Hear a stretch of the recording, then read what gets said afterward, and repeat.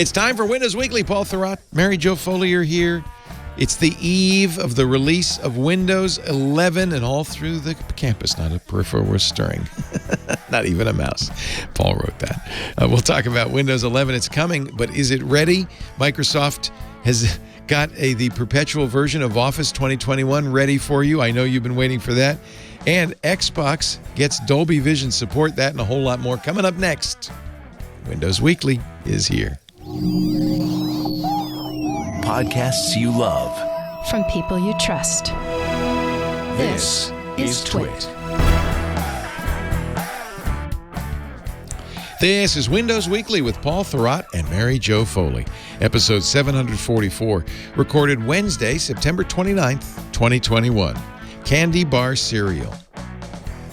Windows Weekly is brought to you by Compiler, an original podcast from Red Hat discussing tech topics big, small, and strange. Listen to Compiler on Apple Podcasts or anywhere you listen to podcasts. And by Podium. Today's customers expect on-demand everything, even from local businesses. Stay ahead of the competition with Podium. They have free plans for growing businesses, plus all the power growing businesses need to scale. Get started free today at podium.com/WW. It's time for Windows Weekly, the show we cover the latest news from Microsoft with Mary Jo Foley, all about Microsoft.com, or ZDNet blog. Paul Thurrott on the left. He's at Thurrott.com, his blog. The two of them together form an insoluble bond, kind of like epoxy. It's like an ion of some kind. There's an ion involved. They are the dynamic duo of Microsoft Reportage. And I am so glad you're all here for the show today, because this is the most wonderful time of the year. It's the release window time frame. Yeah. It's the most wonderful time of the year. Windows 11 Eve. Okay. What is the 5th? What day of the week is the 5th? I think it's a Tuesday. Okay. So next week when we convene, we'll be 11:05. It will have happened. We'll be talking about Windows 12 at that point, because who cares? Yeah. It kind of works that way. Is that what the Apple blogs do? They already move on to rumors about the next one? What's after Windows 11? Are you a little more sanguine, Paul Thurrott, about the release of Windows 11 at this time? I am not. Okay. Here's the problem. I feel like I can be sane about it, and then I start writing about it, and it just comes like, it's just, there's so many things I don't agree with, and I don't understand why it's happening so quickly. And the paradox of this is, I like it. Like, I actually like it. I like using it. But there is no precedent for Microsoft testing something, major Windows release, and then shipping it 3 months later. Yeah. So it's not really just 3 months, as we keep talking about. Yeah. Remember? No, publicly. They've been working on it for a while. Okay. Right. They have. Yeah. No, I don't mean it dropped out of the sky in June. I mean, dropped out of the sky, and here it was. No. I mean, but as Cultigore says in our chat room, and I think this is well put, it's weird how we've gone from talking about Sun Valley Windows 10 update in 3 months to talking about Windows 11, which is what we should the have been Sun talking Valley about Windows 10 update, right? Ish. This is the Sun Valley update. Yeah. Well, I don't remember who I said. I just was talking to somebody about this. Somebody it was someone else. But I was telling this guy, last year when Apple released Big Sur for Mac OS, I said, Microsoft needs to do this. This is what they need. They need a fit and finish update where it's just all new UI and it's just beautiful and modern. And Microsoft is doing that. But even Apple takes more time to test a version of Mac OS out in the world than Microsoft has done this time. I mean, I'm really struggling with why everyone is so okay with this and why Microsoft is even doing it and what the point of it is. But I guess Windows 11 ready PCs being sold this holiday season aren't that exciting, whereas Windows 11 PCs are a little more exciting. Yeah. I don't know. When we were talking earlier today, I said, I feel like Windows Weekly listeners and power users are the ones who'll notice if all the fit and finish isn't there. But people like me, we're not going to notice that. Like I'm going to see, and other people like me, normals, we call ourselves. Not everyone else thinks so, but but like when I see Windows 11, I'm like, oh, that looks nice. You know, like I don't dig in and think like, by the way, is 100%. Right? Is this lever got rounded corners? Is this fluent design? I don't think about that. I'm just like, can I figure out how to use this? Is it still intuitive enough for me to figure out without having to go look at help all the time to find things? And the answer is yes. So they fix that, right? So you're right. I mean, I agree with you. And then there are people like me who are sad and lonely that obsess over those things. And I can right-click the recycle bin and then right-click the desktop half an inch to its right and get completely different looking menus. That's still in there, is it? Yeah. It is in the version that's coming out on October 5. Right. Yeah. What is not coming out on October 5? But this is the important thing. If we were to go back, and I do not recommend doing this live on the show, but rewatch the event that Microsoft had in June and listed out, here are all the new features, you would find that about 1/3 of them are not happening on October 5th. And really? Actually, I'm going to write that up. Yeah. Okay. Because here's some things. I mean, the big one is the Android apps, right? Everyone knows that one. Everyone remembers that one. It is the arguably the biggest new feature in Windows 11, unless you think the new UI is the biggest. And it's one of the things that's not coming. But this is the small things that are not coming. And then a bunch of regressions that I think are kind of important. And then a lot of updates that aren't happening, which I think should accompany a major Windows release. So I'll just give you a couple of examples. And these are in that June thing. I've not gone back and watched it yet myself. I'm going to do that before the 5th and write this up. They talked about a feature called Share from Taskbar.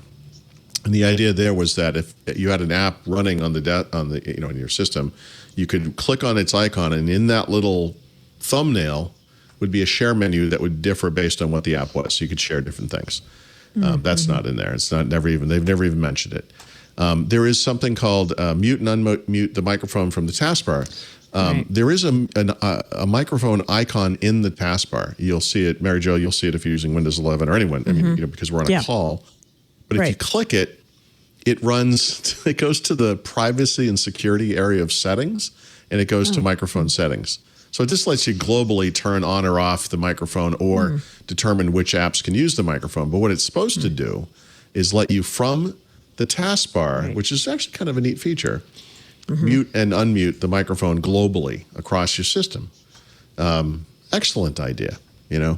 So that's the type of thing that hasn't happened yet. Those are the three big ones I can remember off the top of my head. There's the regression stuff. The best example of that, well, there's a couple of examples. You right-click on the taskbar, and there's only one option. You right-click on one of the buttons that Microsoft pre-installs in Windows 10, like Search, Task View, Widgets, or Chat, and nothing happens. If you want to toggle those things off, you actually have to go into Settings and find that. It's in Taskbar Settings. But you can't right-click them like you could in Windows 10 for the similar items. You can't drag and drop a file to an app on the taskbar and open that document or whatever it is in that application. You can't do that. That's something that has existed in Windows. I couldn't even tell you when that started. Windows 95? I don't. It could go back all the way to the beginning. So these things you're talking about, the regressions as you call them, none of these are things Microsoft said they would make part of Windows 11. They're just things they took away and never explained why, right? Yep. That's those two, the two or three. Yeah, the three that I mentioned, they never said why. You could consider default apps a regression, right? That's it's just a more complicated interface, but it's also incomplete because they've taken away functionality. Literally, the ability to globally say, I always want to use this browser for everything that I do that involves the web. You can't do that anymore. Well, we know why they did that. They did that to try to trick more people into using Edge and Bing, right? Like that's why they did that. The net result is the problem with simplification, which I guess you could argue a lot of these things are. You're taking away UI elements. It's reducing clutter, I guess. You don't see as much when you right click. I guess that's simple. But for people, and it goes back to what you said in the beginning. You're absolutely right. most normal people won't notice a lot of these things. Yeah. And maybe won't even be bothered by them if they notice them. I don't know. But for people who are used to how Windows works, these are major changes in usability, and they're kind of a problem. The other thing I would just, we're going to talk about some app updates in a few seconds here, but a lot of built-in apps in Windows really aren't being touched all that much, right? Like changing an app so that it has rounded corners on its controls and stuff is, whatever. I mean, You might not even have to change the app; just change the library the app calls. Thinking. Yeah, exactly. It sees it's running on Windows 11 and does it automatically. Maybe there are apps that need substantial updates in Windows and have never been touched or have barely been touched over the years. Mail and calendar being the most obvious two. Right. But we know the updates for those are in the works. Project MarkR is. No, I know, but if they had shipped this thing after a normal amount of time, maybe these things all would have been together at the same time. Yeah. So this is, I'm getting the impression it was kind of a fire drill to get this thing out the door. Yeah. Yep. That's my impression. I think they decided. I think with the OEMs, they decided. You know what? We need to get holiday PCs going, and a lot of people are just updating older PCs, and we want them to go out and buy new ones. And so here's how we're going to do it. So they had this Sun Valley, which was a cosmetic update. They were working on it for a while, and probably were planning on it to being Windows 10 21H2, right? Right. Well, that's a good. So that's an open question. I mean, originally they were working on this UI simplification for Windows 10X. At some point last year, they this was 10X. Wasn't going to happen. That's right. Yeah. That's right. I remember. And then right. I think the discussion we would have had about 10X all the time was, I don't see any reason why this couldn't come to 10. I don't see any reason why it couldn't come to 10, even as an optional thing where you can switch kind of back and forth between the two. But once 10X wasn't happening, these things might all be tied together that, it's important to give the PC industry a boost because things are going to drop off a cliff as the pandemic sort of winds down, or at least as the buying spree that the pandemic triggered winds down. And maybe this will help push that back a little bit and get some excitement going in the PC space. I mean, who knows? Like, there's a litany of things that could have fit into this. Apple released the M1 last fall and kind of shocked the world with that. And it happened to happen alongside a new UI for the Mac, which is really pretty. Windows was a little stale by comparison. That might have played a role too. True. Yeah, I don't know. It's I'm curious what they're gonna do on the 5th, because we haven't heard there's an event, right? Like there's no word about any kind of event. We know. I think the one thing we do know, because they've said this in a blog post, is the new Office 2022 client will be out that day, which is. I think it's called 2021 client, which is the one that doesn't require a subscription and is aimed at consumers. That will also be out on October 5th. The new Surface hardware starts shipping October 5th. So a lot of things are happening on the 5th, but we haven't heard anything like, hey, Panos or Satya or anyone is going to have an event or there's going to be some kind of surprise. I don't think there is. I don't think that's going to happen. I mean, obviously, it would have to be a virtual event. It would. It's too late now. That's I've not heard of it. Right. I've not heard. Yeah. It seems odd. I mean, all of this, everything about this seems odd. So yeah, you're right. I mean, just the fact that we haven't. Chris Capasella on the phone. I need a tent in Central Park. Where can we get a tent? Right now. Right now. Quickly. No, better. Send everyone in the Insider program some party supplies. We'll all have parties at our houses. I need some Windows It'll 11 be like the playing Windows 7 cards. house party. Yes. I need a balloon, a kazoo. Come on. I want it. Just open all my cabinets and you'll find they're all empty, and it's like, hey, I'm trying to find the glasses. Where are they? And I'm like, I simplified the UI just like Windows 11. I've got you guys. I don't know if anyone else is doing this, but on the 5th, I have my own kazoo, and I'm going to play it just to mark the day. Okay. So somebody in the Discord says, Jarno G says, not a single normal person has asked me about Windows 11 yet. I know, right? But I have to point out, if you watch NFL football, which I do obsessively, it's everywhere, and I presume in other shows too. The Windows 11 ad, the weird, surreal, Dali-esque Windows 11 ad. I can't imagine what a normal person would think of this ad. Well, like, It's like what an is, Apple ad. what is the tagline? Get closer to the things you love? Yeah. What the hell does that mean? Yeah. It means don't use a computer. Yeah. You know? I mean, That's Windows what it 11 is sounds the like. thing in between me and the things I Right. love. Yeah. Get closer to the things you love? I don't know. I don't even know what that means. Yeah. It doesn't mean anything. Like a lot of ads. Like a lot of ads. Again, I feel obligated though, and I think Mary Jo would agree with this, right? It's pretty. It's nice. Like it's. I like it. Yeah. I do like it. So one of the number one Google searches is, how does the new Windows bring us closer to the things we love? Is it really? Yes. That's a search? To Nice. which Microsoft bought that. There's no way people are asking To this which, question. yes, the answer comes from news.microsoft.com.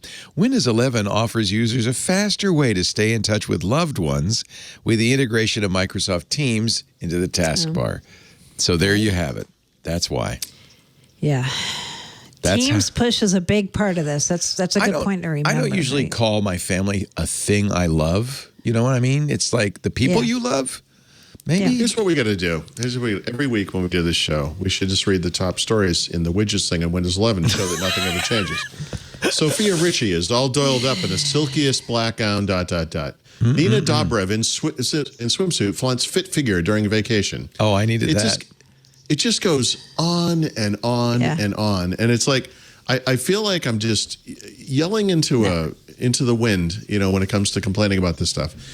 It's just garbage. And it's in Windows 11. It's on by default. It's never gotten any better. We've only been testing this for 3 months. The best thing about widgets, you can turn them off really easily. That's the best. Is it really easily? Because actually you can't right click on it and say go away.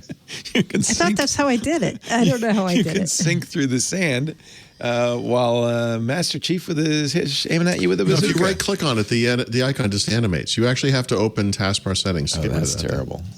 Yeah. Yeah.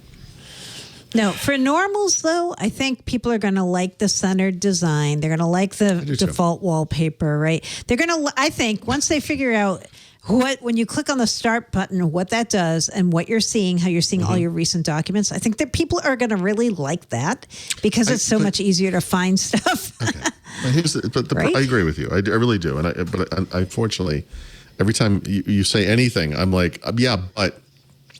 I like the new power start users menu. know, but No, but even like, what if you took the 10 seconds to say, all right, so they pinned some stuff here. What normal people don't know is that half the things that are pinned in there aren't even installed yet, and that when you click on one, you have to wait till it installs. Yeah. And then if you start getting rid of them, it doesn't adjust its size to accommodate the fact that there's too few icons for the space that it has. It actually does. It's not smart enough to resize. And then the recommended thing, by default, shows you recently installed apps. Why isn't that with the apps? It's in a section that's about recent documents. Otherwise, recent documents and recently installed apps are two different things. Yeah, I feel like they need to change what that's called, just like recent activities or something. Yeah, recent. Yeah. Recently. Yeah. Now, previously on Windows 11. You can configure it so that it only shows you recent documents, by the way. That's a great tip. That's a nice tip. Okay. Yeah. Nice. It's buried in the start. You might want to see recently settings installed apps. I mean, I sometimes you might want to know that. But I like having the last 20 things or 15 or however many that I did, any kind of things, all in one place. Yeah. I do. Yeah. Right. I always turn that off on every. By the way, Mac does the same thing. I turn that off. You can't make it bigger and show more documents and more pinned apps. Yeah. You can't determine how big each of those sections is with regards to each other. I don't want to. I just want it to be there. Okay, but for people that you just said I want to see the 20 most recent something with documents, maybe, or however many is the default. You can't do that. What if you could? How many are in the default? Paul, you're harsh on my mellow. This screen? Can't we just sit back, relax, and enjoy the ride? No, Leah. No. Well, maybe people can, but I feel like someone has to be freaking out about this stuff. You know what? You've said this before on the show, and you're right. The reason I feel like a lot of Windows people like Windows is because they can do a lot to it to customize it. Android's like that too, right? But I am not somebody who likes to customize stuff. I just want it to be the right way when I touch it the first time, and I don't want to have to figure it out. So I'm sure they do research to figure out what that is. Yeah. Right? Yeah. The right way has to be in quotes because the right way is different for everybody. I know. It is for everybody. And I would just say, if this thing was the way you like it by default, but could be customized, it would solve 100% of problems. Like in other words, it's nice that they're reaching the people who don't care. But I mean, the way this thing is now, I won't use it. It's just not. It's not worth customizing it because that thing won't sync between PCs. You mean you won't update to Windows 11? No. You won't use that widget. I'm not going to take the time. Like I'm looking at the default start menu right now. I can see things like Twitter, PixArt, Hulu, Spotify. Maybe that's every one of them that is not installed on my computer, but I can still see them.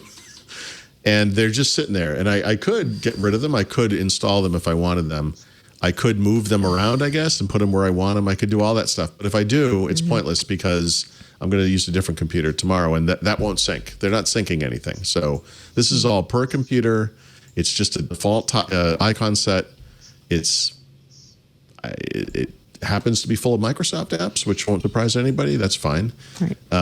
But I just don't. This is not useful to me. And there's no benefit to me to customize it. Is it a fair statement that Microsoft has created something that it thinks without adjustment, people like Mary Jo Foley will go, I like this, and gives people like Paul Thurrott the chance to fully customize. And the only dispute is over what the default is. Like, well, maybe that's not what. No. I don't mind the default. It's not fully customizable. That's the problem. Can't customize you it want the way it to be more customized. Yeah, like what if I wanted? So, for example, what if I said I am never going to access a single pinned item? All I want is recent documents. I can go into on this particular computer because of its resolution and scaling. I have 3 rows of pinned icons, and I have 1 row, 2 icons for recommended items. I only have 2. That's all that's there. So if I went in and I said, I'm going to make 2 changes. The first thing I'm going to do is get rid of every single pinned application icon. I'm going to get rid of every one of them. And then I'm going to go into settings and find the place where recommended only shows me only shows me recent documents, not recent documents and recently installed apps. This is what I'm going to see. 75% of the start menu is going to be completely empty. And on the bottom, I'm going to see 2 documents. I can't even do what I just said. It should be one of the simplest things in the world. It's impossible. It doesn't change the layout based on what you've got there. So if you only had like 1 row of icons, you'd have 2 empty rows where icons could be. Yeah. Do you think Stardock's going to build this, right? Or somebody Brad is going to build it, baby. Yeah. So we've never talked about this on any side level or anything. So I'm not betraying any, confidential information or anything. But they are working on Start 11. I think that's public, right? Yeah. They came up with that. So I don't know that they will do exactly what I just described. I don't know exactly what they're doing, frankly. So part of what they should be doing, and I think they are doing, is providing access to older start menu layouts because some people really like that stuff. They've been using Windows 7 all along, or even Windows 8 or whatever it is, or Windows 10. They just want that style. I think there's some value to that for people. But what I'd like to see, I don't mind this interface. What I mind is that it's so early in development, they haven't thought through or implemented. They probably thought through all of the stuff that needs to happen to it, and that's what I just described. Just auto layout based on the number of items. It's showing its youth. It's showing its its immaturity. It's immaturity. It's interesting that Microsoft. I guess it was just to save the PC industry, and you should be able to pull this thing out and make it bigger, just like you could in Windows 10, and show more stuff. If you're a Windows 10 user today, you're not going to get this October 5th. You're not. Just to reassure people. Well, That's a good question. So I think some people will be offered this. It doesn't mean you just get it automatically. You'll have It'll be a free upgrade. Or if you're a seeker. If you're a seeker, I wonder if you'll just be able to go seek it as long as your hardware meets the minimum requirements. Right. Didn't Microsoft say most people won't get it till early next year?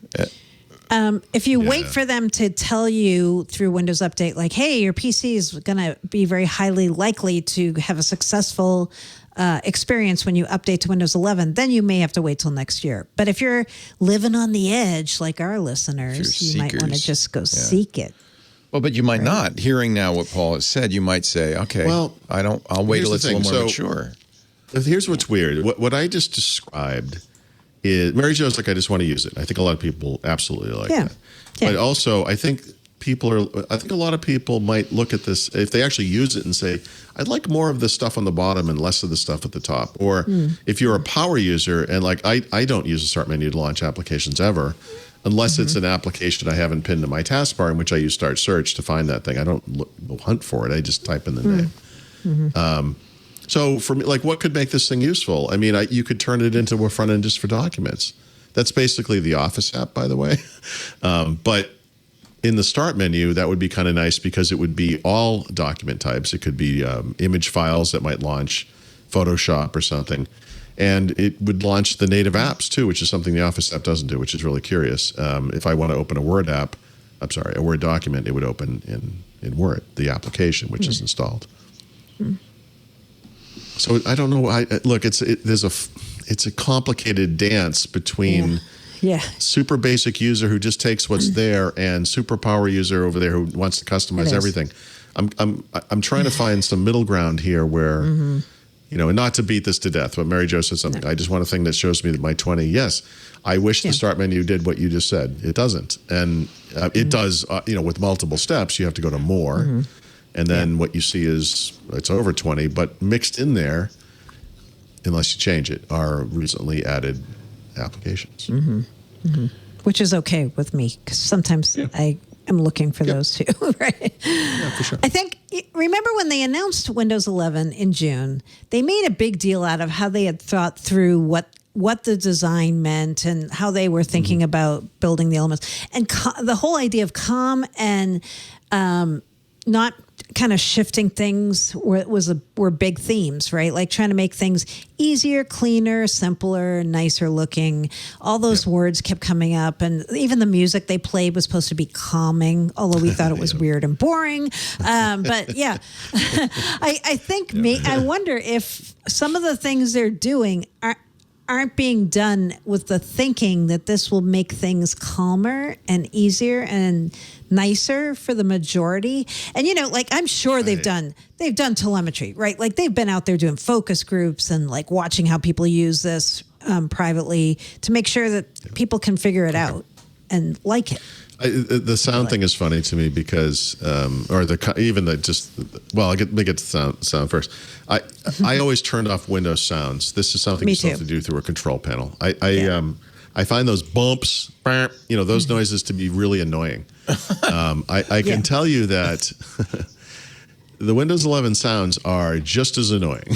So they're definitely softer, and they're, you know, they're not as abrupt, I guess, maybe, but they're still like, I hate hearing those things.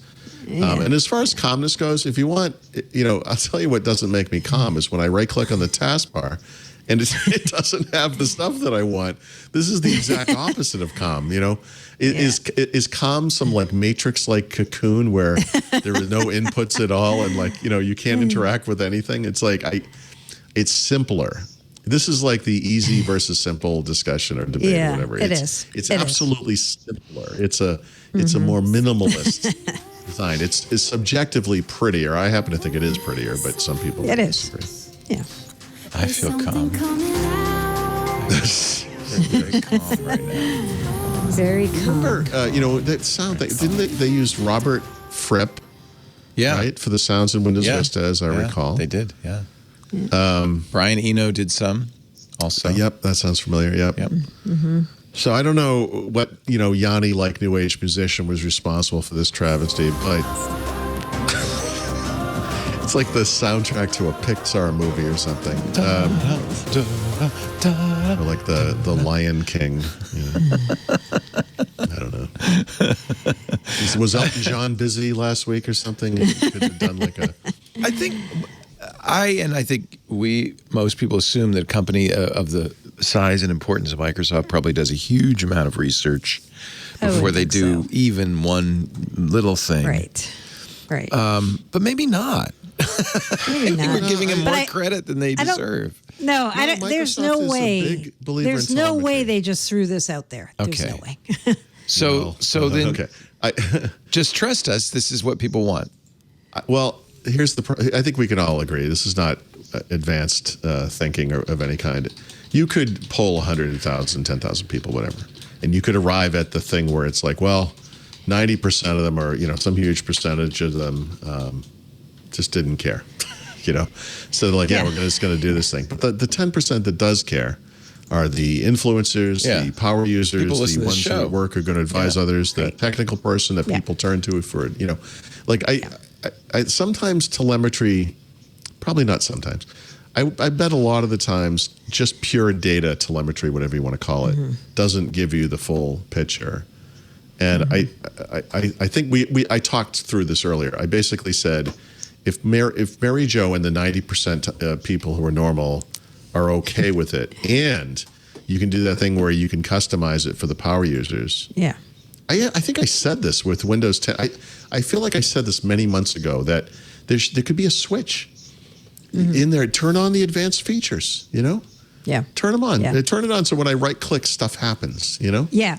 That would be cool if they had a power user mode and you could be like, yep, I'm a power user, and you click it, and then you can do things that Make other people me cannot find it. do. That's fine. I'm technical enough that'd be to fun. deal with that part of it. Yeah. It shouldn't be like when you call your bank or something and they ask you in Spanish if you speak Spanish first. I've always been confused why that would be the first choice. But it doesn't have to be like that. But make the person that is in the minority in this case, the power user, do the work. And it's perfect because we're the types of people who can do that work.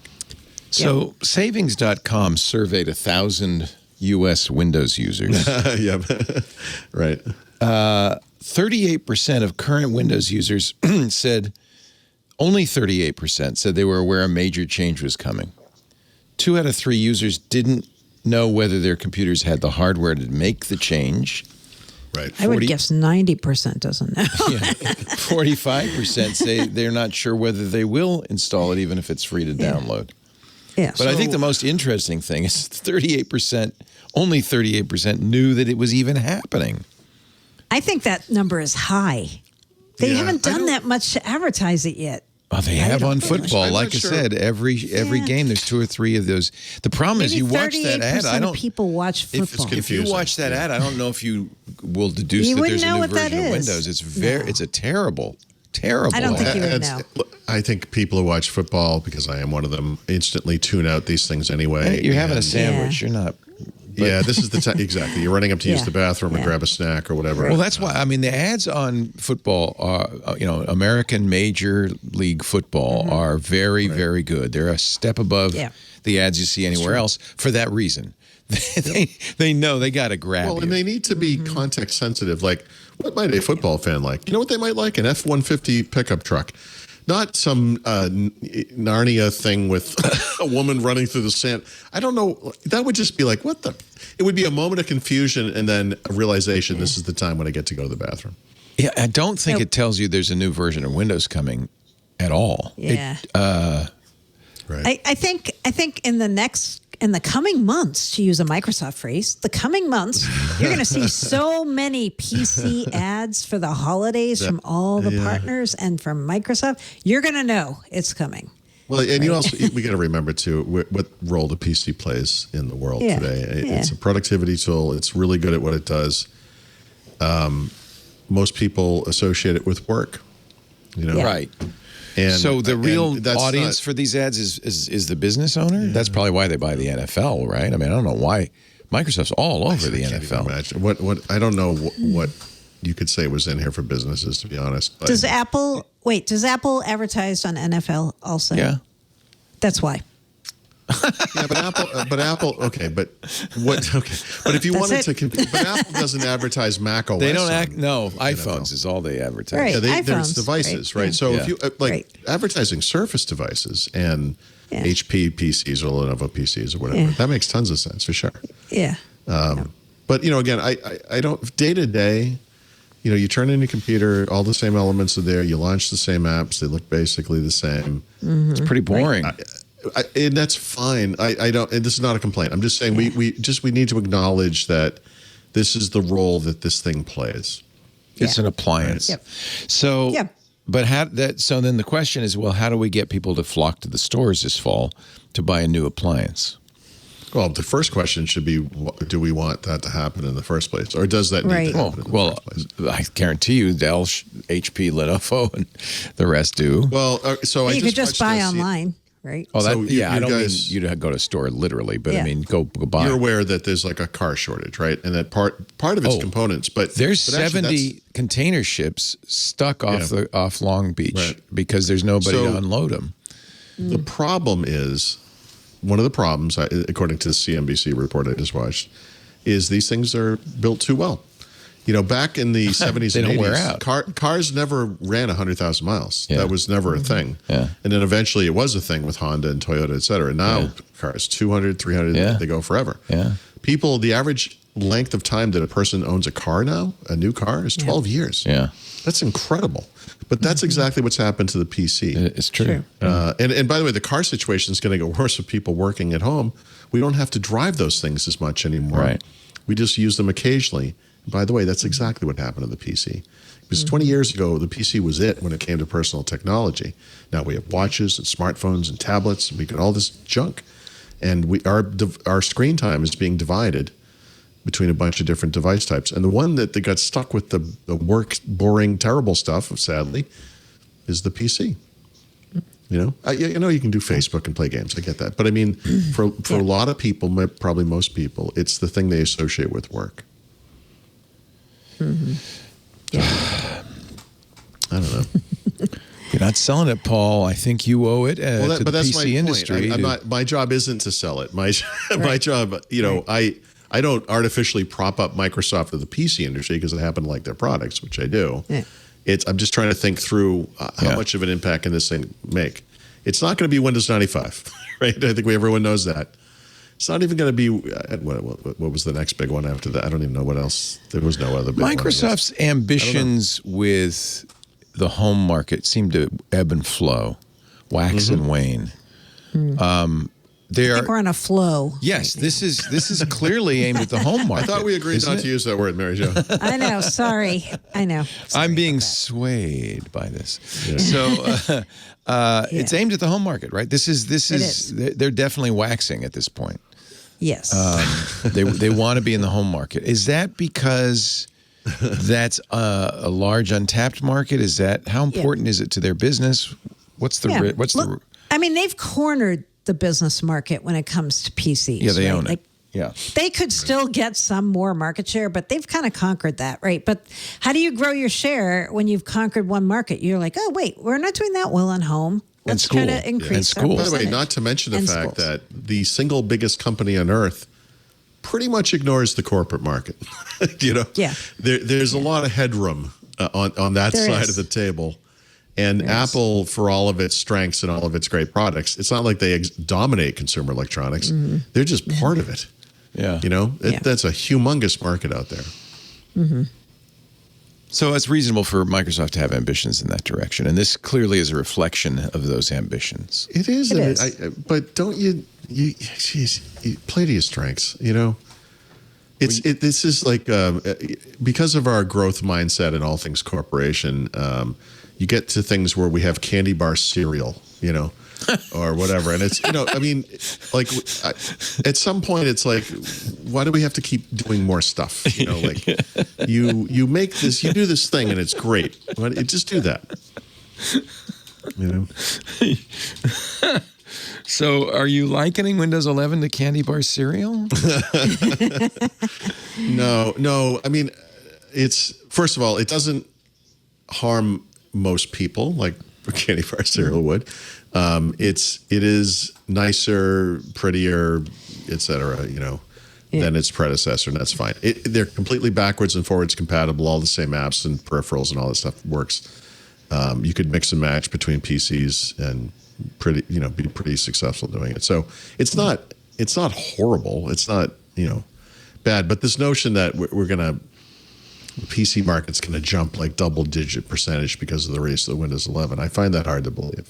Axios is quoting Carolina Milanese, who we have on Twitter pretty regularly, love her, saying, and I think this is not inaccurate, Windows 11 needs to deliver on the promise of Windows 10, a cloud-first, multi-device, agile OS that can enchant the young without scaring the old. Oh, jeez. What do you think? Yeah. Yeah, fair enough. I think that's very well put. There was Why can't they had she this make term. their ads for them? It's like fresh but familiar, right? It's a paradox. You have to make something where all the UI elements, Start, Taskbar, Desktop, Recycle Bin, are all there. They all work the same way, basically, as before. You can find them. There's no, like Windows 8, where all of a sudden they hid half the stuff. And yet still make it modern and exciting and interesting. And honestly, Windows 11 does that pretty well. Yeah. Yeah. And it's just, it'll get better. Every month it'll get better. Right. I Cumulative said that updates about my will kids, come. but really they don't change. Oh, yes, they do. No, and all these apps, all these inbox apps were like, why haven't they updated this or that? They could do that independently of the operating system. They could make them available in the store and update them that way. So They could. Paint we know is coming, right? That's the one Panay talked about. The new That's Paint. And that's now being tested for the first time and publicly in the dev channel. So if you're a Windows Insider, you get access to that. What else? Not a new app, right? Like this is just a refreshed app. I had this theory that because Paint is a desktop app, this might be what we used to call a project reunion redo of some kind, where they put a WinUI front end on top of it, and the controls are prettier, and it has Windows 11 style things, and that's what it looks like to me. So that's fine. That's fine. Yeah. There was a weird one. I don't know if you saw this, Mary Jo, but the Windows Insider team does like a webcast every so often. They sit around a table and chat, and they had like one of their computers on screen, and what we saw was an application no one has ever discussed called Media Player. What? And Wait, it was everybody playing- knows Media Player. Well, not Windows Media Player, but which is a legacy Just app that dates back to plain. Windows Me, but just Media Player. It looks like a modern app. It's obviously a media player type app, like QuickTime used to be, an Apple or whatever. Some people think it might be coming to replace the movies and TV app. I think it's just a modern version of Windows Media Player. That's what Me it looks too. like to me. Same. Yep. You know what's very interesting? Is this supposed to be Notepad blurry, update. by the way? No, I blurred it because, I didn't want people to see that and say, oh, no, that's just the Clocks app. They were using it to play a video showing what the Clocks app could do. Okay. Right. I blurred that out because I wanted to highlight just the UI from the actual app. Okay, Yeah. so it is a new UI and all that. Interesting. But nothing for Notepad so far, right? And I shouldn't even say that. I'm No, gonna jinx nothing, it. never, ever. There's No, never. good. Yeah. Well, so the new stuff's already happened, right? It has the new Right. icon. Rounded that- corners. Yeah. And then rounded corners, yeah. But good. as far as the look and feel of the app, I think it's- because we know that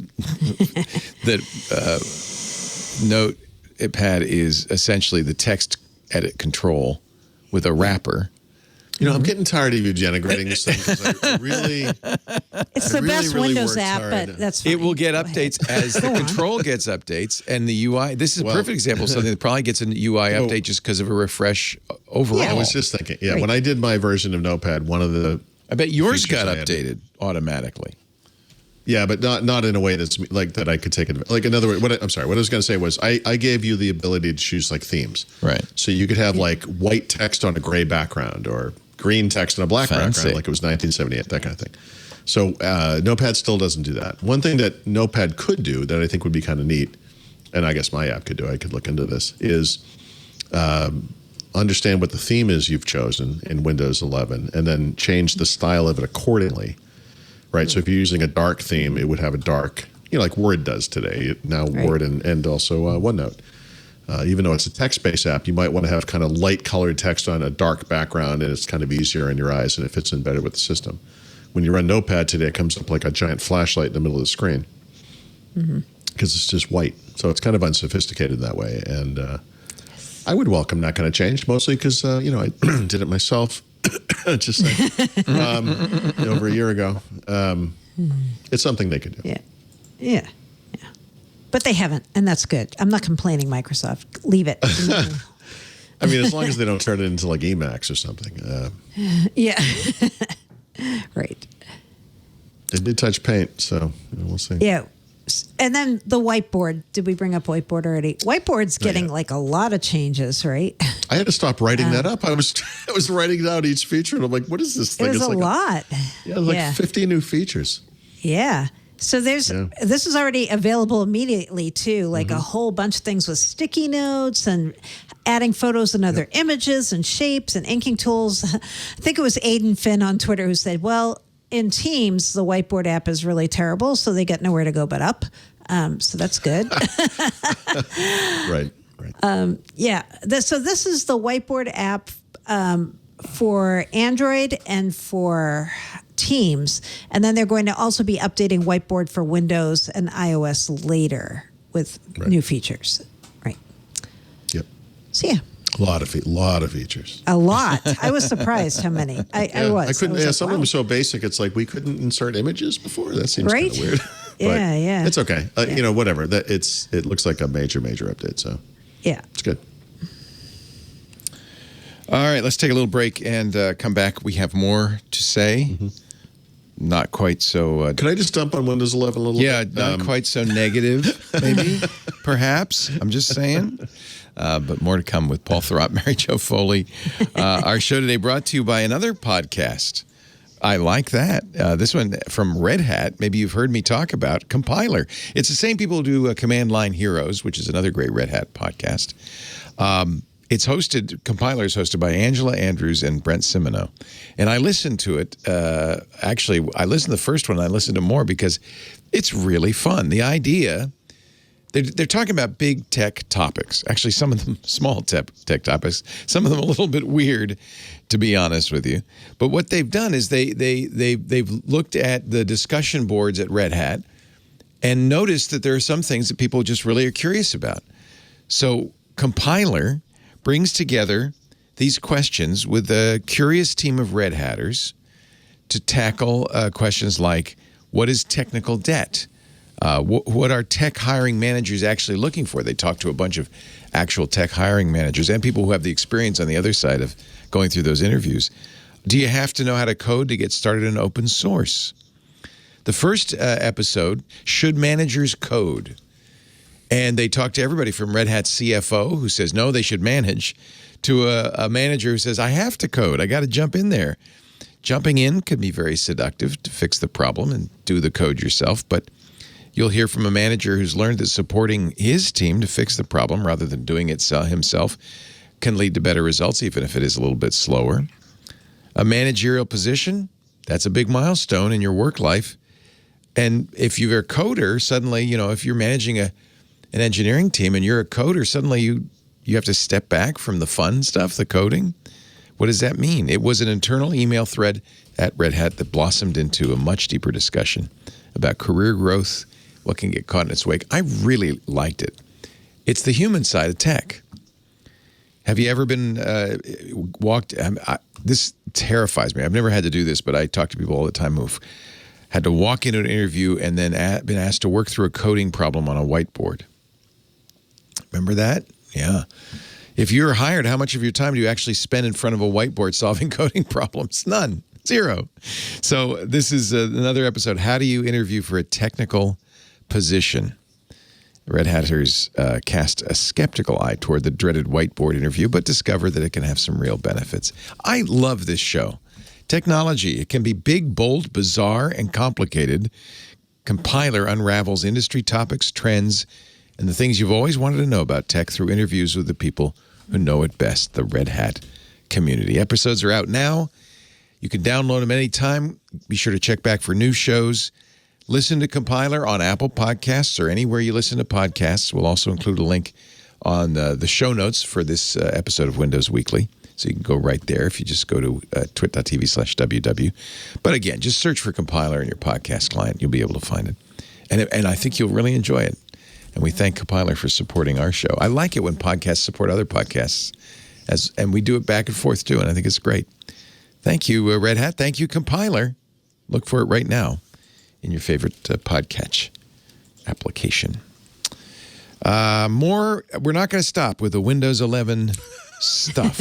Actually, there's an Office story we should probably mention real quickly. Yeah, just a quick mention. Office 2021, the perpetual non-subscription Office for consumers is also supposed to be out next Tuesday on October 5th. I bet there are people who are relieved that Microsoft is still doing a perpetual license. They are.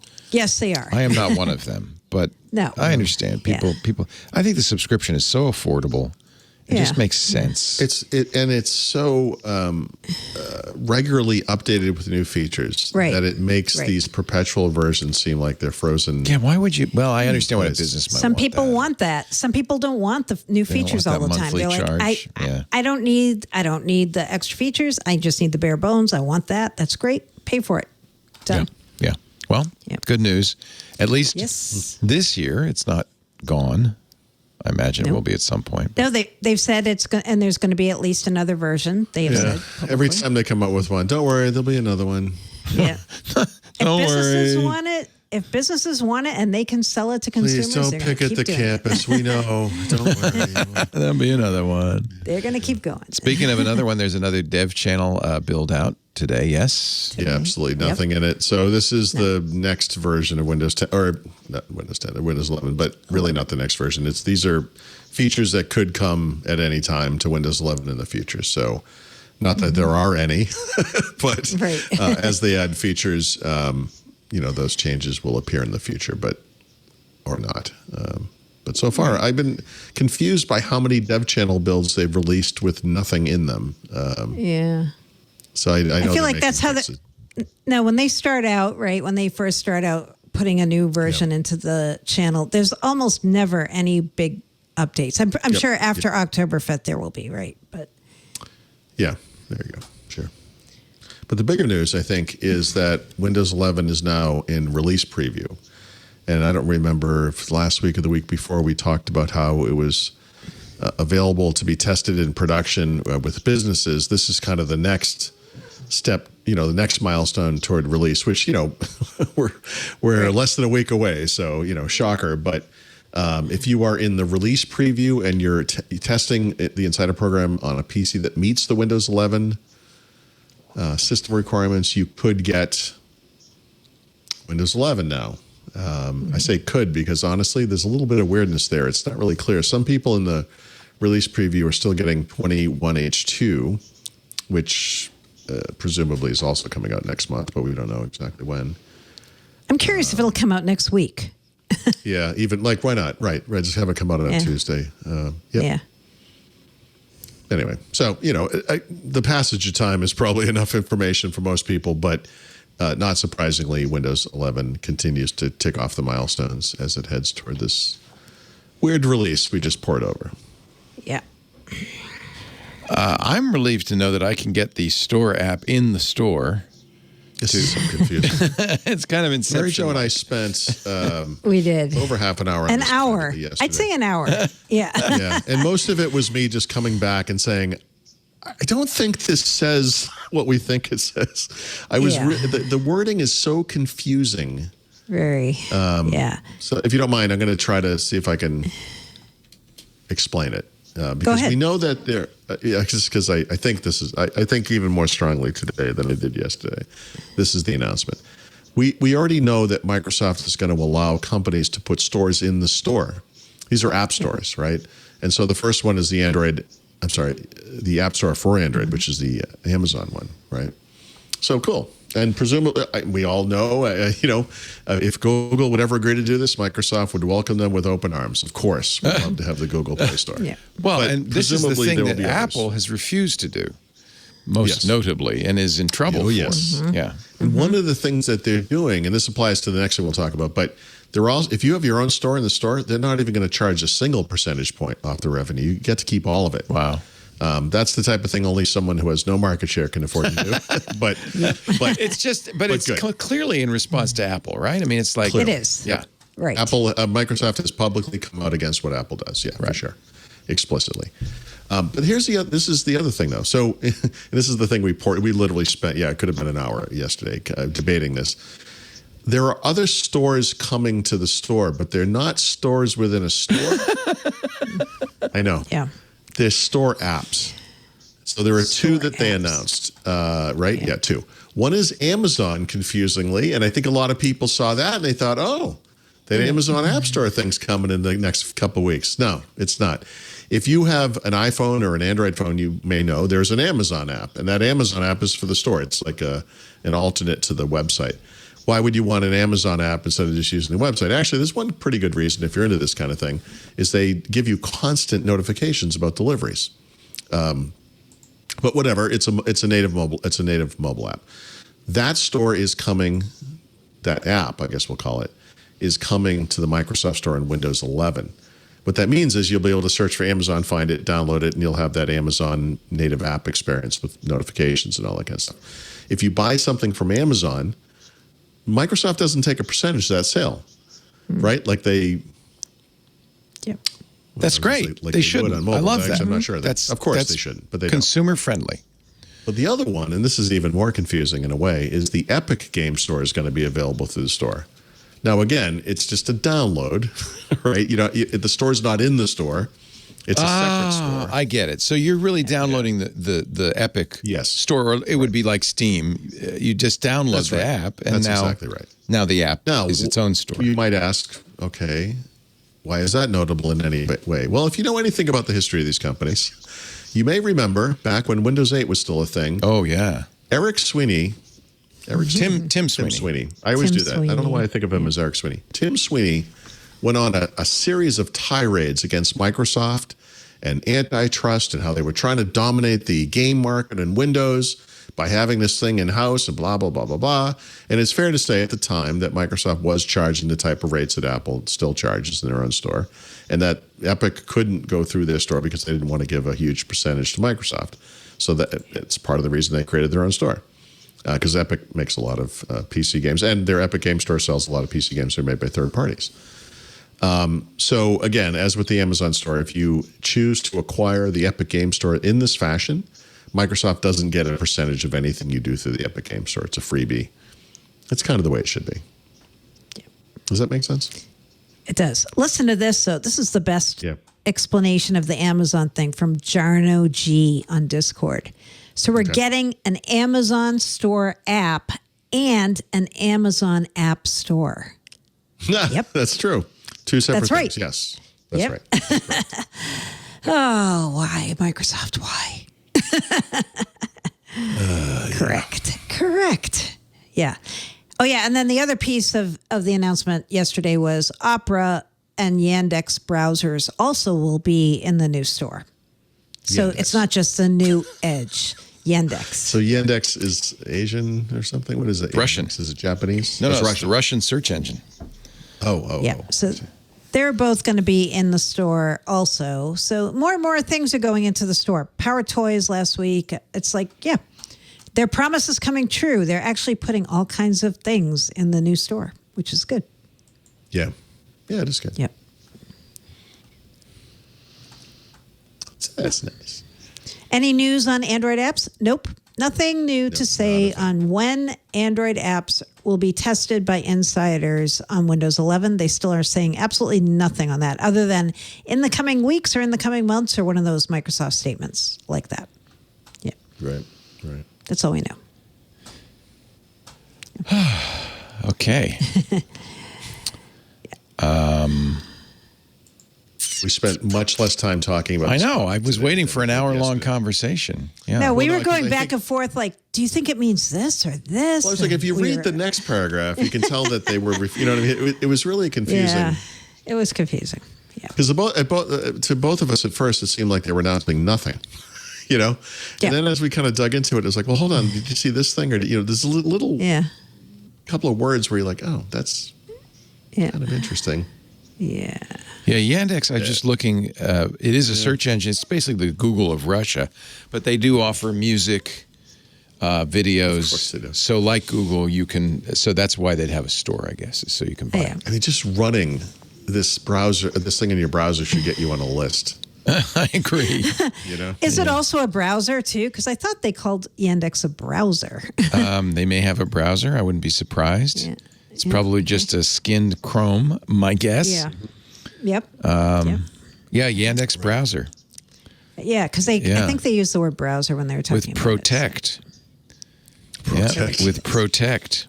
Now with Putin technology. It provides a stylish interface while possessing security features. Sure it does. Sure it does. National security features. I like the stylish part. That's good. Yep. Wow. Okay. Yeah. Well, it's Oh boy. Big tech loves Russia for some reason. It's such a small economy. I don't know why, but they do. Right. Windows 10 version 21H1, in case you're feeling a little left behind. Right. So almost every month, normally every month, but we didn't get a report last week. AdDuplex reports on what percentages of different Windows 10 and now Windows 11 versions are out in the world on the PCs that they survey. And where is my browser? Why can't I find my browser? Where's Yandex when you need it? I was using. I was confused by the Yandex. You were using Yandex. Admit it. So the big change this month, the only really big change was the latest version of Windows 10. Windows 10 version 21H1 is now on 38.1% of PCs compared to 36.1 for 20H2. 20H2 hasn't really moved the needle at all. That's basically the same over the 2-month time period. Windows 10 21H1 has jumped from 26.6% to 36.1%.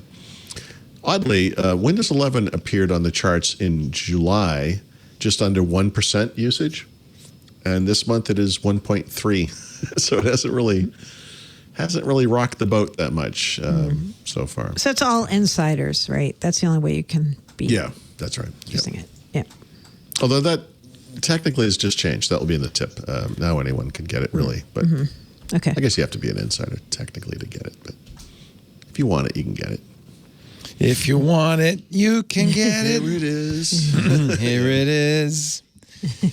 Microsoft 365 news is next. Okay. The big weird one here is Skype, right? What do you think of this? What do you, Okay. So Microsoft announced this week, they pre-announced that a whole slew of new features coming to Skype.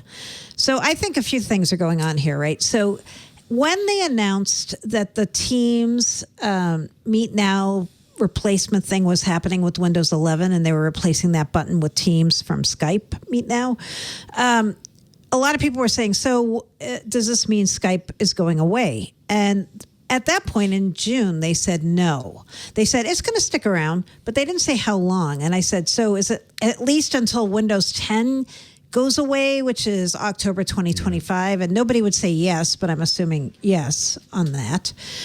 But then remember just a couple weeks ago, Microsoft hired this guy from Uber, Manic somebody, I'm forgetting his last name, to help them with Teams Consumer, Skype, and what's the thing they have, like the group chat thing? I never could think of it. Sorry, I can look. You know the thing I mean? GroupMe? GroupMe, is it? Yeah. I think that's it. So this guy is going to supervise these three things. So I'm like, okay, so they must think there's a future in Skype other than just being the back end for the Teams consumer platform and Teams in general. I mean, even if all it was about was just managing the transition, that would almost make sense. But that clearly is not what's happening. No, so instead they're really doing a lot to Skype in terms of improving the way the client looks on all different kinds of hardware, adding colors, adding support for different browsers, twin cam, so that you can use a second camera, like on your smartphone or something. It's to actually call. Pretty cool, by the way. That is cool. That's a very cool feature.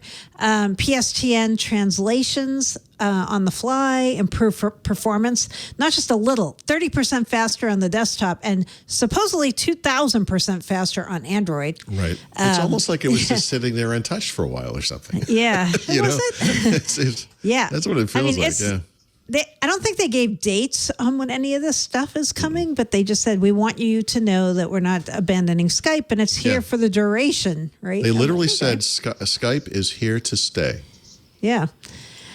So I asked Microsoft if they could talk about federation between Teams Consumer and Skype, and they said they have no comment, right? But the way they're positioning this all is Skype is for people who only care about chat and video chat, kind of more like Slack. I mean, sorry, not Slack, Zoom. I think so, yeah. Teams is like the whole big hub for chat, video calls, group calendars, meetings, tasks, all that stuff. Right. There are going to be people in the audience who will berate me for this, but I have been using Teams for so long now for this type of thing. We use Zoom for this particular show, but my day-to-day work stuff is all Teams based. And you know, Mary Jo and I still chat over Skype, but mostly it's text based, and then we'll call each other, but it will be like an audio call usually. Yeah. I made a video call on Skype the other day, and it's really nice. There are all these options for, you know, backgrounds and all this stuff that are all readily available. It's very clear they felt the squeeze from Zoom. And I'm a little confused that I have not made a video call in so long that I just saw all this stuff all of a sudden. But I was taken by how nice the interface was. Like, it really looked good. I like how we always joke about Teams being like SharePoint. It's got everything in the kitchen sink in there too, right? I think this is the problem. So they're trying to get Teams consumer features off the ground and getting people to think about using that with their family. But most people, when you're doing this kind of a call, you want chat and you want video. You don't really care about like to do assignments with your family, even though Microsoft wants you to care about that. Whiteboarding or PowerPoint integrated into this, you know, the application. It's like, Teams is the kitchen sink. It is. And you don't, I know they want people to think this is a good idea to use with their families. I will be very surprised if this catches on in any major way anytime soon. I'm going to say something shocking to people. I think that Skype fits into the simplified vibe of Windows 11 better than Teams does. It does. It does. Yep. And by the way, one of the improvements they announced was improvements to the Meet Now feature in Windows 10. It was. Like, they're actually going to improve that thing, even though it's being replaced in Windows 11 by a Teams-based thing. I'm still using Skype on Windows 11. I'm not using the Teams consumer client there, and it works fine on Windows 11. No. Yeah. Well, that's like, listen, if you don't like Teams, it can get worse. You could run two Teams because there's a Teams for companies, and then there's one for consumers in Windows 11. And man, it just doesn't get any more confusing than that. As you guys know, we were looking at, in fact, we tried Teams before the show just to see. We were talking with JT, who's in our Club Twit, and he's a senior customer engineer for Teams. But he introduced us to Aaron Linney, who's their senior product manager for broadcast, because they really want, just as Skype. In fact, you know, now you see all of a sudden on CNN, Cisco WebEx on every call that they make, or maybe that was MSNBC somewhere. So they want, broadcast is important. So we're looking at setting it up. We were having trouble getting the picture and some of the and by the way, that kind of problem is good feedback for those guys, because there are things about Skype or Teams that are a little odd and different, and maybe not as full featured as we expect from these other clients. We're glad we're not exactly a broadcaster, at least not on the level of CNN, but we certainly use VoIP products more than anybody else. I mean, almost all of our shows are done through Skype for a long time now, Zoom, and I would love to add Teams to that list, especially if Skype is. It's here to stay, but. I don't, which is basically, they just announced they're killing it. That's what that means. It doesn't give me a lot. Anyway, we were, I don't know about you, but we were impressed with the quality of the audio and the video. Yeah, it was. We use Teams at work, and when Brad and I record First Ring Daily, we use Teams. And it works fine. And did you turn on your AC, Mary Jo? Because that was one of we wanted to test because Teams has very aggressive noise suppression. Noise canceling. Designed, trained to work with AC in particular, so we wanted to. I didn't need it today, of course. Yeah, it's nice and cool. The day we're going to test. Anyway, thanks to JT and to Aaron. Yeah. And I hope that at some point we'll play with it. What's nice is there's an NDI. This is kind of inside baseball, but for broadcasters, there's an NDI interface, which is exactly what we would like, because our TriCaster and most broadcast equipment supports this network digital interface, NDI. And it would be a great way to pull Teams into the TriCaster instead of having an HDMI cable coming out of a computer coming into the TriCaster or a SDI coming into a TriCaster. So, we'll keep playing with that. Maybe someday this show will be on Microsoft Teams. Nice. We can but hope. Let me take a little. Twit will just be an app on Microsoft Teams. We'll be an app in the App Store for the app. On Windows. Yes, it'd be great. I can't wait. Those days, they're coming. Our show today brought to you by Podium. I really am sold on this because I know how I interact with businesses. And I don't want a phone call. Nobody wants a phone call. Email gets lost. You know what consistently works 100% of the time? A text message. There are a number of people in Petaluma that use Podium. For instance, I get a regular text from our local ice cream parlor saying, "We miss you. Here's a coupon." And it's very tempting. I must say, it works. I left a business. I can't remember what it was the other day, and got a text message. Would you like to leave us? We'd be very helpful if you leave us a review on Yelp. As I'm going out the door, much more likely to do so if I've had a good experience to put that review up right then and there. People like texts. I think that's coming a little bit from the fact that we got used to in the pandemic things like, my curbside pickup from restaurants, texting in an order. When we order from the local delivery, the Petaluma food taxi here, I get a text. Your driver has just picked up your restaurant order. Your driver's on the way. Your driver's pulling in. All of that is fantastic. People don't ignore texts. It's a great way for a business to stay in touch. That's why more than 90,000 local businesses, big, little, small, giant, have turned to Podium. I don't care if you have one location or 1,000. Podium can help you stay ahead. Let me tell you a little bit about what Podium can do. Well, for one thing, they make doing business as easy as sending a text.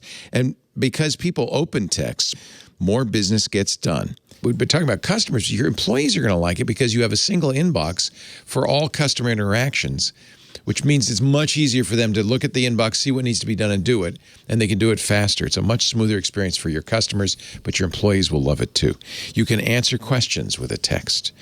You can collect reviews, as I mentioned, by sending a text to your customers. You can even do it as they walk out the door, which is great. When I schedule an appointment to get my hair cut, I love it. I make the appointment. I get a text immediately, a text that I can click on and add to my calendar. That's fantastic. Your customers love it. And you can even do things like collect payments via text. Podium enables that too.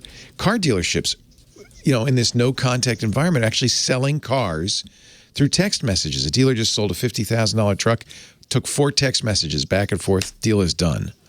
Dealerships are running profitable service centers with easier appointment scheduling and reminders. Wouldn't you far prefer to make an appointment for service via text and to get a text back saying you're scheduled, a reminder the day before? All of that is easy with Podium. Your customers will love it. And I've been doing this lately, sending texts to ask for bids for home improvements. Can you fix this window that just got broken? I got to tell you, texting gets you back in touch faster, and if you're the first to respond to that request for a bid, you're way more likely to get the job. You can stay on top of it with Podium.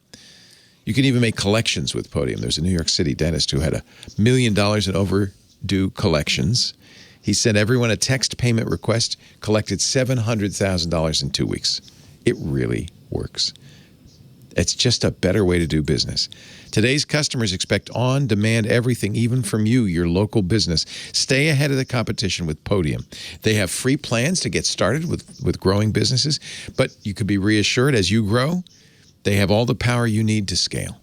Get started free today. Podium, Podium. It's the best. It's so awesome. Podium.com/WW. Podium.com/WW, the ultimate text messaging platform. We thank Podium so much for supporting Windows Weekly, and we thank you for supporting Paul and Mary Jo by using that address so they know you saw it here. Podium.com/WW. I don't want to say anything, but I think we've come up to the most favorite segment of all. No, wait, we have one more story. Oh, good. Thank God. That's true. What's the one more thing?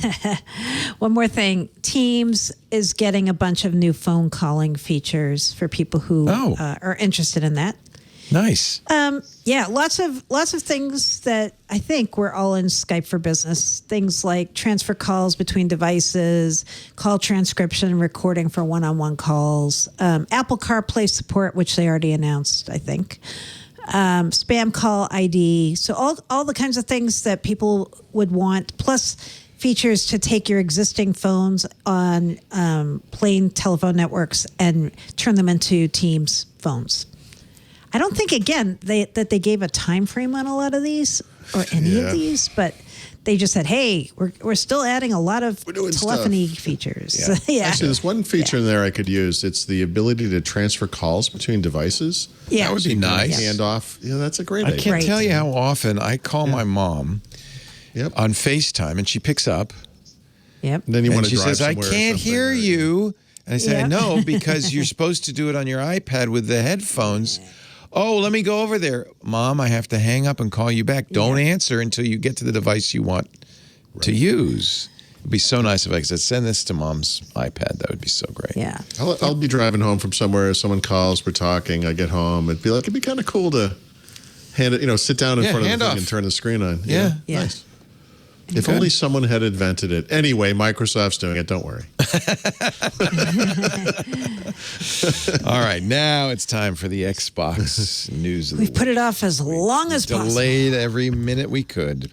Mary Here Jo, with the I sent latest. you Paul a Thorne. link to a YouTube video of cats attacking people that you can watch during segments. You don't have to watch it now, but Attacking people. I enjoyed it. I thought you might. I actually sat down on my Xbox because Diablo 2 has come out remastered on the Xbox. Oh, wow, really? So fun. I loved that game years ago. Interesting. I Yeah. didn't know that. Yeah. Okay. Tell us all about the latest.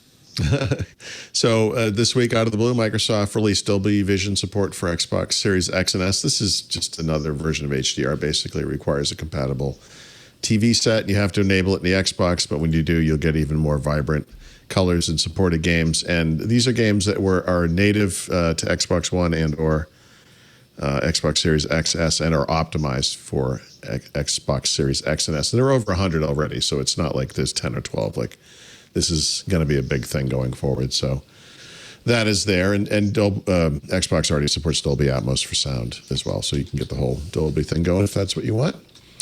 There's a September update out for Xbox One and X and S. And there's a couple of little things, but actually there's only little things really, now that I'm thinking about it. But the big one to me is the addition of the Chromium-based version of Microsoft Edge, if you want to browse the web on your console for some reason, but that is available.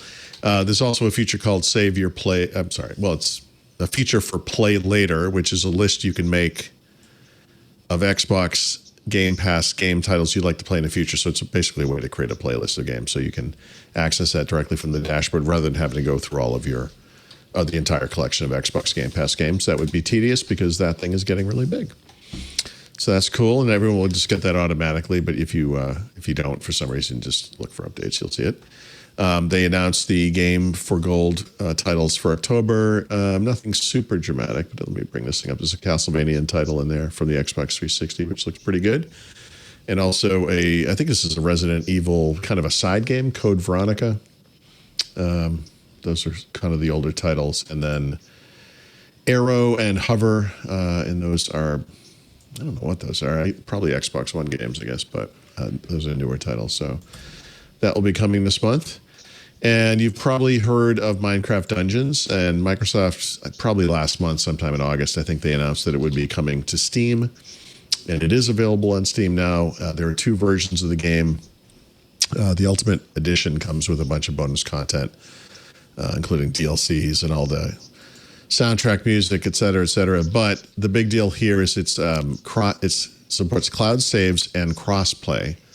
So you can start playing on the PC through the Steam version of the game. You can pick it up on your console using the Xbox version of the game. You can play online with other people who have different device types and have acquired the game from different places. So that's all good news.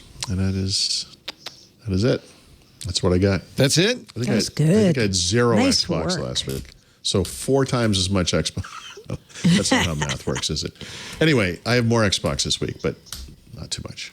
Well, you can do more if you want. No, that's the big No, stuff. we're good. We're good, guys. We're good. I mean, you could have only seen like 2 of the cat videos. You gotta dive into it. I've got Sriracha's helping me get through. That was so fast. That's good. I know, it just kind of happened. Whiz, whiz, bang, boom. Yep. Bada bing, bada boom. Well, I wanted to save time. I got a couple of Windows 11 things I wanted to complain about. All right, let's get to the back of the book, if you will, with Paul Thurrott and Mary Jo Foley coming up. Let's start with your tip of the week. Actually, there's a couple. Yeah, 2 tips. So I think last week I think I had 2 app picks last week, if I'm not mistaken. Yeah, so you're making up. So this week I'm going to come back with 2 tips instead. So the first tip is that you can upgrade to Windows 11 now. And that means anybody, basically, although you have to have enrolled in the Windows Insider program at some point just to be able to download the ISO. But the reason I actually published this now was, well, A, because Windows 11 isn't out yet. I was already thinking about doing it. But all of a sudden last week, I started seeing, late last week, maybe over the weekend, a bunch of people were writing these, you can install Windows 11 now. And I'm like, oh, that's interesting. Let me make sure they got this right. And then I looked at all the articles and they all got it wrong. And like basically what they're saying is enroll in the Windows Insider program on the PC, reboot, come back, download the update, reboot, come back, disenroll from the Windows Insider program, reboot, come back. And I'm like, guys, God, it's way that's easier crazy. than that. Way easier than that. Okay. The Windows Insider program maintains a download site so you can download ISOs. And what they have there varies over time, obviously. But right now what they have is versions of Windows 11 for the dev and beta channels. And then in the release preview channel, even though it just went to Windows 11 too, they have a Windows 10 21 H2 build. So if you go to that site and you sign in, with your account, you have to have it at some point in the future, it doesn't matter when, enrolled in the Windows Insider program to do this. Choose the beta version and just install it. You can upgrade an existing computer. You can use the ISO if you want to make a USB disk and do that kind of thing if that's what you want. But literally, download the ISO, double-click it. It will open up to what looks like a virtual disk. Just run setup and upgrade to Windows 11. It's fine. You're right on the stable path. You're not in beta. You're not enrolled in the Insider program. No weirdness. You're right where you want to be. Good. So this is the actual release version. Yep. Yeah. This is it. Okay. Nice. It's that simple. So that's good. So would you call this RTM? Would that be the RTM version? I guess it is. I would like to call it that, but Microsoft is curiously averse to that term. And honestly, Tuesday or something will probably be like an update of some kind. I mean, Right. Yeah. Is this So the it won't be version that's going to exactly come on new PCs? I can't wait to find out. I am dying to see my first Windows 11 based PC. Yeah. It's going to happen very soon. So Nice. I'll let you know in the future because I'm really curious about that. But yeah, maybe this is literally it. And then, as you may know, I've been doing a series of feature-focused articles about the new features in Windows 11. And there's been several of them. I've talked about like the snap features that are new to Windows 11, snap layouts and snap groups, which are really cool. New start menu, new taskbar, blah, blah, blah, and stuff. But honestly, for people who use multi-monitors, especially if you use them with a laptop, which I think is a really common configuration, you have like a nice big screen, keyboard and mouse, and then you put your laptop over the corner and you have 2 displays because the laptop obviously has the built-in display, and then this would be your primary display typically. But regardless of the scenario, if you use 2 or more PCs, Windows 11 supports like a truly useful and awesome feature. And I don't know that it has like an exact name. I call it the Undocking Experience. But basically the way it works is over the course of a day or whatever, you will use certain applications on that external display. It could be one, it doesn't matter how many there are. I'm just going to say there's one just to make it simple. Some of those things might be full screen. Some of them will be windowed and positioned in certain places. And when you unplug that display, as if, like, say, you pick up the laptop to take it in the other room, if you're familiar with how Windows works, you know that all of those open windows that were on the external display all come racing back to the internal display, and it's a mess. And then later on, you go back and you plug the display back, and you have to move everything back because it doesn't remember anything. Windows 11 remembers everything, and it's really cool. And it does this neat little animation both when you dock and undock, where the screen kind of comes, I guess it compresses a bit and then expands back out. So it's kind of giving you a visual cue that this is happening. But when you plug in the display, every window you had, is assuming they're still open on that external display previously. It could have been earlier today, yesterday, a week ago. It doesn't matter.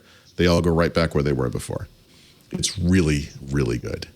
And for all the stuff we've kind of lost and the regressions and the inability to sync, like this is a really useful and seamless feature. It seems to do exactly what they said it was going to do. So that doesn't actually happen a lot, to be honest. But this is pretty good. So I'm going to call it the Undocking Experience, but it might literally be the best new feature in Windows 11. Nice. Now you're tempting me. Yeah. Mm-hmm. Now I want to upgrade. If you like it, you can upgrade now. That was my other tip. Yeah, I heard Maybe that. you can call it Doc Flow. Then Please don't call it anything with the word flow. He's a fan of the flow. Like flow from Progressive Insurance. Yeah, exactly. Usually this is the SysInternals stuff is Paul's bailiwick, but it's our enterprise pick of the week, and I think for good reason. Mary Jo? Yes. So SysInternals is about to turn 25, and if you know what that is, SysInternals is a bunch of programs and utilities that Mark Rusinovich and a colleague whose name I'm forgetting, created and have made available to the community. So to commemorate the 25th anniversary, on October 14th, there's going to be a whole virtual event with Mark Rusinovich presenting all kinds of demos, deep dives. There's going to be prizes, tips, all that good stuff. And it's free and it's on the web. aka.ms/SysInternals25 for more info. Bryce Cogswell, I think, was the other guy. Bryce Cogswell, thank you. That's going to be a party. Yep, it is. I can't believe it's been That's that pretty long. cool. That's amazing. 25 years. Wow. So it starts at 8 a.m. Pacific, but they're going to record it, obviously, and make it available to anyone to watch at any time once it's over. That is great. Congratulations, Mark. I know, right? Wow. He's really a huge asset to the community. He has been. Yeah. And Azure, everywhere, like Windows and Azure. Yeah. That's not the only enterprise pick of the week, No. kids. There's more. So this was cool. I didn't know about this, but Jeff Parrish, thank you for the tip. Go to msportals.io. And in one place, there's a handy collection of all the URLs of all the Microsoft admin portals for everything, pretty much. Is this a Microsoft site? No, it's done by the community, it says. Wow. So yeah, like everything like Holy cow. Microsoft Store. Yeah. Exchange Admin Center, Microsoft 365 Admin Portal, Power BI Admin Portal, all the Azure IT portals, ML portals, Microsoft licensing portals, security portals, everything in one handy dandy collection. Wow. msportals.io. Wow. Very handy thing to bookmark and keep maybe on your taskbar. Yeah. Holy Somewhere. cow. Or just Somewhere make a handy. big folder with all of them and open them all at once and see how your machine bogs See what down. happens. Wow, there's a lot of them. There's a lot of them. And that's why you need a portal with all the portals. We forgot to mention this, but you saw Satya Nadella talking to Kara Swisher at the Code Conference. He says TikTok came to him. But I saw that. yeah, but once they mentioned, he thought, well, it might be a good match for us. But he also said it was one of the weirdest processes he'd ever experienced in his life. can't even Because I imagine, pledged right? never ever to write it about TikTok again. I didn't write about that story, but yeah, I did. No. I did read that. Yeah, I thought that was interesting. Refused to ever well, we speculated a lot trust when that was TikTok. going on. Like, what is going on? Why are Right. they doing this? He said, at one point TikTok said, never mind, and then just disappeared, never talked to him again. Right. There were so many different pieces of that going on simultaneously. It must have been really weird. Yeah, Right? yeah. Well, the government was like, you got to do it, and then they just Yeah. disappeared. They just Exactly. stopped talking about Yeah. it. I'm glad Yeah, we've moved Kara on to asked him things. about it, though. That's not the most important thing, probably, but still an interesting data point. Yeah. Code name time, Mary Jo. Okay, this is a whole pile of code names. Thank you to Zach Bowden of Windows Central who found all of these. all the code names of the Surface products that were announced last week. Oh. There's some themes here. There's some themes that are common, and some I'm like, I don't know. So Surface Laptop Studio was codenamed Zeus. Okay. Which kind of makes sense. The god of war, god of the sky, right? The Slim Pen 2, Nabu, which is the god of writing. Who knew? I did not know that. Okay. I did not know that. I thought it was a Okay, planet in the Star Wars universe. Little did I know. Oh, maybe Nabu. So Nabu, yeah. I'm guessing. I'm going to go with the God theme because Yeah. they have a lot of those here. Surface Go 3 Kahuku, which is in Hawaii. Huh. Okay, Surface Pro X with the Wi-Fi capability. Caspar, Caspar, not the ghost. Not the friendly ghost. One of the three kings in the Bible. Oh. Okay. Pro 8 Luca was the Wi-Fi code name, the Wi-Fi model. Maro was the LTE model. And the only thing I could find there was Luca Maro is an Italian football player. Oh, that's There may be other things hysterical. going on. There may be other things going My on God. there, but That's hysterical. It's really strange. Those are fairly And we get- random. I know. So we got to give a shout out to Zach again. He broke so much of that info on the new Surface stuff. He deserves a little virtual applause because he did a great job. Golf clap, Zach Bowden. Golf clap. Yeah, I'm sure Panos Zeus was is- not happy. Zeus is like king of the gods, right? And that Yeah. probably explains why it's studio, Surface. because it's like the big. It does, right? Yeah, most agree. important one, the biggest one. Agree. I imagine that you probably are a little bit under embargo on various things, but I'm just curious if you could say anything. Do you have any of these Surface devices in house? Are you working on playing with them? I do not. No. Okay. I do not. Paul is not saying anything, so we won't force him. I asked again for the Duo 2, which isn't coming until October. So if I get one, it's going to be closer to that date. Yeah. But Well, no you and I worries. will get ours at the very latest in 3 We weeks will. on the 21st. Exactly. So. Exactly. I'm kind of excited about it. I didn't get the new iPhone. I'm just kind of excited. I might get it. If it comes on the 21st, I'll get it just in time. We're leaving for Mexico the following week to take a lot of pictures of the Day of the Dead, which would be kind of fun in Oaxaca. Yeah. Yeah. So I'll bring When are you probably guys going? When are you October guys going and 27th everything? through November 4th. Oh, nice. Yeah. Awesome. Is that Sriracha doing It some is. personal grooming? During Yes, that doing show? a little grooming during the Okay. show. Yeah. He wanted to make sure we all saw it. Yep. Those claws are clean. They're not gonna very clean clean themselves. and sharp. So cute. That's actually kind of cuddly. We're going to give you a break while Sriracha grooms, so Paul Thurrott can do our cocktail of the week. How did you know this was me? Is it? I could be Yes. wrong. Yep. So my wife made this drink, and she said I need a name for it. I said, "What is it?" And she says, "It's like a lime Ricky." Yeah. And I said, "Then the name is Oh Ricky, You're So Lime."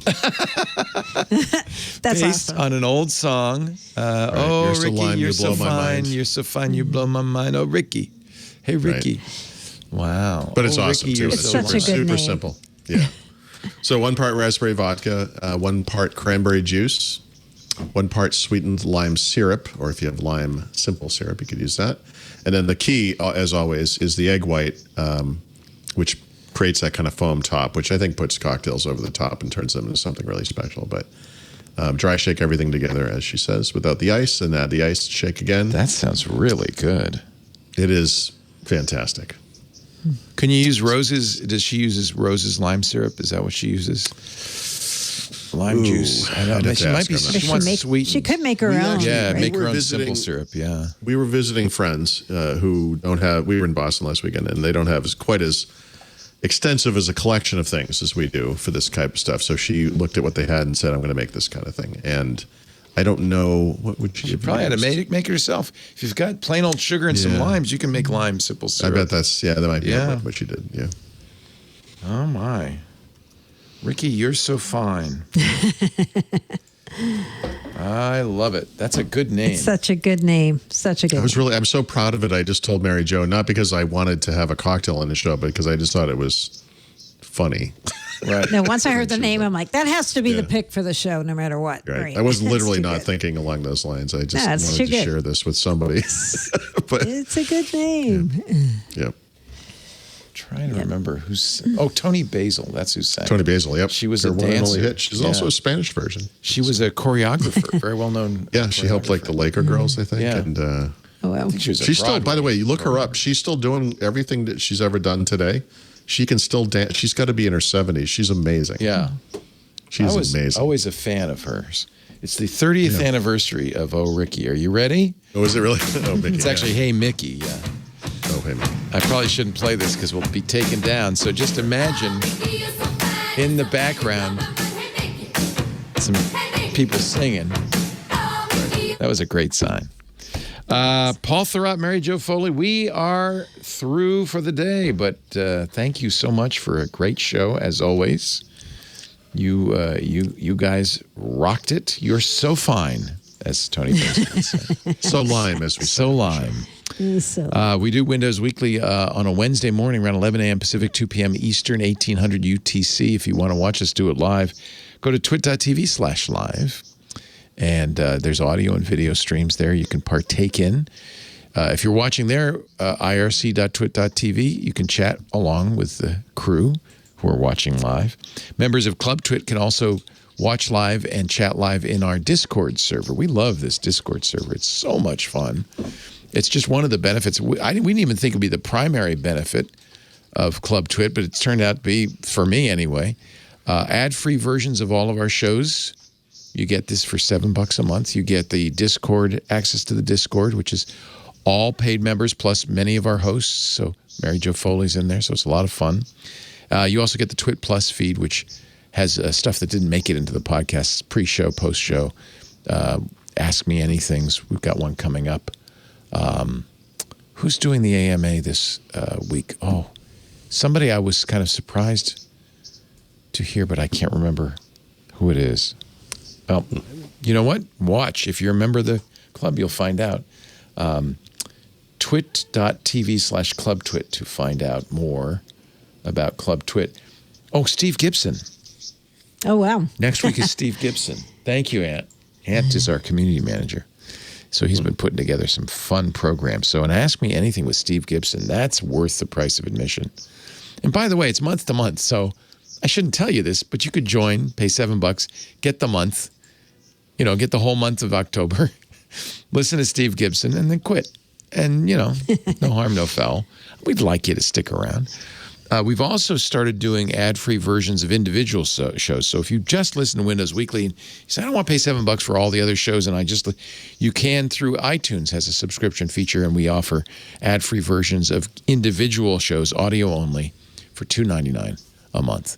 So that's another way you could participate. But that doesn't include the Discord, the Twit Plus feed. It's just for people. With people I said, I don't want any of that stuff. I just want the show. You can do it that way as well. Club Twit, again, twit.tv/clubtwit. After the fact, all of the episodes of every show, including this one, audio and video, go up on our website, twit.tv. For this show, it's twit.tv/ww. All our shows have their own dedicated YouTube channels. Windows Weekly does as well. There's a link at the twit.tv/ww. And, of course, the best thing to do probably be subscribing to your favorite podcast client. If it supports video, you can do it in video or audio. And if they have reviews there, and many of them do, please leave us a 5-star review. Let the world know about Windows Weekly. Spread the word. Paul Thurrott's at thurrott.com. His book, The Field Guide to Windows 10, is at leanpub.com. Windows 11 Field Guide on its way soon, but not there yet, because Windows 11's not here yet. No. Yeah. No. Mary Jo Foley's at allaboutmicrosoft.com. That's our ZDNet blog. Enjoy a perfect day in New York City. Yes. Can you walk around? Can you just, Yeah. I'm going out. Good. I'm going out. I picture New York City being like the end of I Am Legend. Just deserted. Lions roaming the street. So the past few weeks has gotten so busy here. Yeah, Like people it's are back to back. normal. Restaurants are full. Yeah. Subways are packed. Yeah. It's changed. It's back. Good. That's good. I'm glad. We need that to happen. I'm glad it's back, yeah. Yeah. And I'm sure the coyotes have returned to the Lower Macungie Township. Okay. Yeah, we have a blue heron problem. Well, you two have a great week, and I will see you next week on Windows Weekly. Bye-bye. Thank you. Have you ever read a tech news story and thought to yourself, man, I would love to talk to the person who wrote this to find out more information? Well, that's exactly what Micah Sargent and I, Jason Howell, do each and every week on Tech News Weekly. We read the stories that matter to us, we reach out to the people making and breaking the tech news, and we invite them on to tell their story. And you can find it at twit.tv. Look for Tech News Weekly every Thursday.